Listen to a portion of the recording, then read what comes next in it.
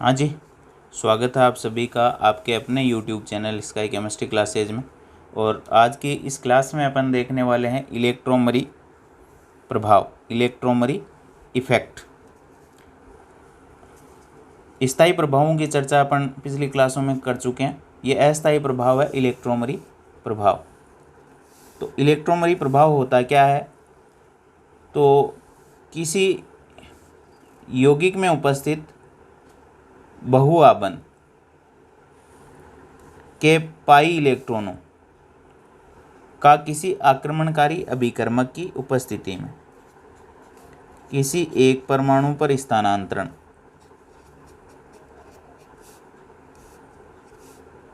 इलेक्ट्रोमरी प्रभाव कहलाता है। ये कुछ अपने पास कार्बनिक यौगिक हैं और इन सब के अंदर मल्टीपल बॉन्ड्स उपस्थित हैं, बहुआबंध हैं, डबल बॉन्ड या ट्रिपल बॉन्ड, उनको कहते हैं बहुआबंध। अब बहुआबंध के पाई इलेक्ट्रॉनों का स्थानांतरण आक्रमणकारी अभिकर्मक की उपस्थिति में जब किसी एक परमाणु पर, यानी इस बंध के इलेक्ट्रॉनों का स्थानांतरण पाई बंध के इलेक्ट्रॉनों का या तो इधर हो जाए या इधर हो जाए, इस बंध के इलेक्ट्रॉनों का स्थानांतरण इधर या इधर हो जाए, इस बंध के इलेक्ट्रॉनों का स्थानांतरण इधर और इस बंध के इलेक्ट्रॉनों का स्थानांतरण इधर, तो किसी आक्रमणकारी अभिकर्मक की उपस्थिति में बहुआबंध के पाई इलेक्ट्रॉनों का स्थानांतरण किसी एक परमाणु पर जब हो जाता है तो उस प्रक्रम को ही, उस प्रभाव को ही अपन इलेक्ट्रोमरी प्रभाव कहते हैं। अब ये ऑटोमेटिक नहीं होगा, यानी इस बंध के इलेक्ट्रॉन किसी एक कार्बन परमाणु पर अपने आप स्थानांतरित नहीं होंगे, किसी अभिकर्मक की आवश्यकता होगी, उसकी उपस्थिति में ये पाई इलेक्ट्रॉन्स जो हैं वो किसी एक परमाणु पर स्थानांतरित होंगे। यानी यह अस्थायी प्रभाव इसलिए है क्योंकि यह आक्रमणकारी अभिकर्मक की उपस्थिति में संपन्न होता है। यदि आक्रमणकारी अभिकर्मक नहीं है या हटा लिया अपन ने तो यह प्रभाव नष्ट हो जाता है। तो पहले इसकी डेफिनेशन देख लेते हैं।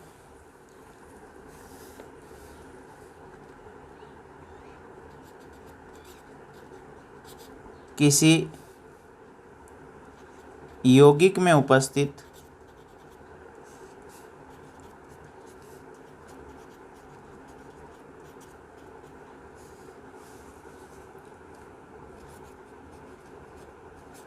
बहुआबंध के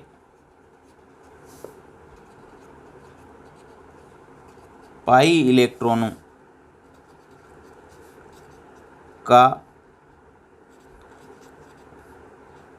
आक्रमणकारी अभिकर्मक की उपस्थिति में आक्रमणकारी अभिकर्मक की उपस्थिति में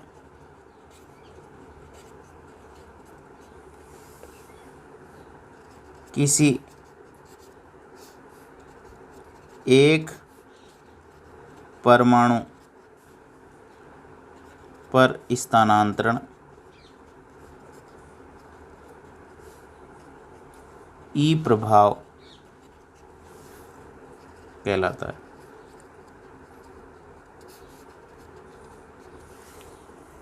मल्टीपल बॉन्ड के इलेक्ट्रॉन हैं, उनका किसी आक्रमणकारी अभिकर्मक की उपस्थिति में किसी एक परमाणु पर स्थानांतरण, एक परमाणु पर स्थानांतरण ई प्रभाव या इलेक्ट्रोमरी प्रभाव कहलाता है। अब इलेक्ट्रोमरी प्रभाव जो है उसकी क्या क्या विशेषताएं होती है, वो विशेषताएं जो है वो देखते हैं अपन एक एक करके। इलेक्ट्रोमरी प्रभाव की विशेषताएं,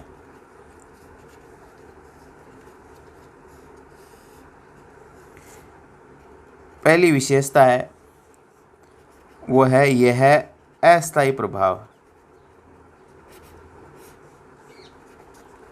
पीछे पढ़े हैं अपन ने, वो है स्थायी प्रभाव। यानी यह अस्थायी प्रभाव है, आक्रमणकारी अभिकर्मक की उपस्थिति में ही कार्य करता है, आक्रमणकारी अभिकर्मक की अनुपस्थिति में यह प्रभावी नहीं होता है। दूसरी विशेषता हो जाएगी यह प्रभाव आक्रमणकारी अभिकर्मक, यानी मल्टीपल बॉन्ड या पाई बंध के इलेक्ट्रॉन जो है वो अपने आप स्थानांतरित नहीं होंगे, आक्रमणकारी अभिकर्मक की उपस्थिति में स्थानांतरित होंगे, और आक्रमणकारी अभिकर्मक नहीं है तो स्थानांतरित नहीं होंगे। तो यह प्रभाव आक्रमणकारी अभिकर्मक की उपस्थिति में ही प्रदर्शित होता है तथा अभिकर्मक हटा लेने पर कौन सा आक्रमणकारी, यह प्रभाव नष्ट हो जाता है। इलेक्ट्रॉन केवल और केवल आक्रमणकारी अभिकर्मक की उपस्थिति में ही स्थानांतरित होते हैं। आक्रमणकारी अभिकर्मक नहीं है तो प्रभाव अपने आप ही नष्ट हो जाता है, यानी पाई इलेक्ट्रॉन स्थानांतरित अपने आप नहीं होंगे। थर्ड विशेषता है यह प्रभाव बहुआबंध युक्त यौगिकों, जिनके अंदर दो परमाणुओं के बीच एक से ज़्यादा बंध पाए जाते हैं, यौगिकों में ही प्रदर्शित होता है। फॉर एग्जाम्पल, ऊपर बात कर चुके हैं वैसे तो, दो परमाणुओं के बीच में एक से ज़्यादा बंध, तो यहाँ डबल बॉन्ड है। इसके अलावा ट्रिपल बॉन्ड वाले जिनके अंदर एल्काइन हो गई, कार्बोनिल यौगिक हो गए, साइनाइड हो गए, इनमें ट्रिपल बॉन्ड होता है। तो मल्टीपल बॉन्ड जिनके अंदर पाए जाते हैं वो यौगिक ये प्रभाव प्रदर्शित करेंगे। तो ये तो बात हुई इसकी विशेषताओं की। अब इसके देखते हैं अपन कुछ प्रकार, इलेक्ट्रोमरी प्रभाव के प्रकार। तो ई प्रभाव जो है वो दो टाइप का होता है। ई प्रभाव दो टाइप का होता है, एक होता है प्लस ई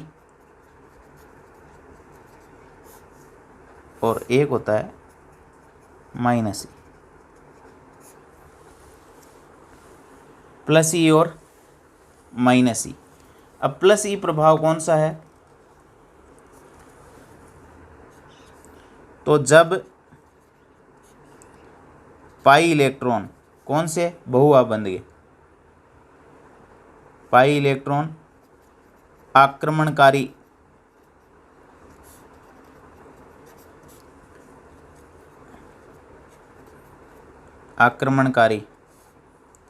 अभिकर्मक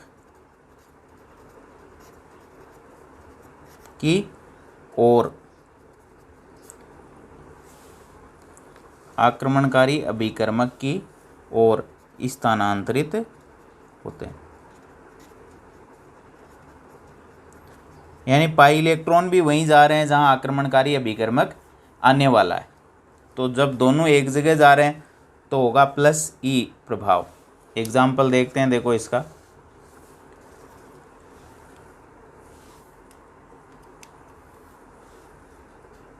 ये एल्कीन है अपने पास और ये अपना आक्रमणकारी अभिकर्मक है H प्लस। अब H प्लस को इलेक्ट्रॉन चाहिए, तो इलेक्ट्रॉन मान लीजिए मैं इस कार्बन पर शिफ्ट कर देता हूँ इस पाई बंध के इलेक्ट्रॉन, तो हाइड्रोजन कहाँ जाके जुड़ेगा, इसको इलेक्ट्रॉन चाहिए, तो इलेक्ट्रॉन जहाँ उपलब्ध होंगे वहाँ ये जुड़ जाएगा। तो दो बंध तो पहले से ही ये हाइड्रोजन जोड़ दिया। इस बंध के इलेक्ट्रॉनों को जब यहाँ शिफ्ट करेंगे तो यहाँ माइनस आ जाएगा और दूसरे कार्बन पर क्या आ जाएगा, प्लस, और जहाँ माइनस आया वहाँ हाइड्रोजन जाके जुड़ जाएगा। तो पाई इलेक्ट्रॉन कहाँ गए, इस कार्बन पर, आक्रमणकारी अभिकर्मक भी इस कार्बन पे, तो दोनों जब एक जगह हो रहे हैं स्थानांतरित तो यह कहलाता है प्लस ई प्रभाव। प्लस ई प्रभाव। अब देखो माइनस ई कौन सा होता है, जब पाई इलेक्ट्रॉन आक्रमणकारी अभिकर्मक से दूर स्थानांतरित होते हैं, यानी दोनों एक जगह नहीं जा रहे हैं, तो प्रभाव होता है माइनस ई।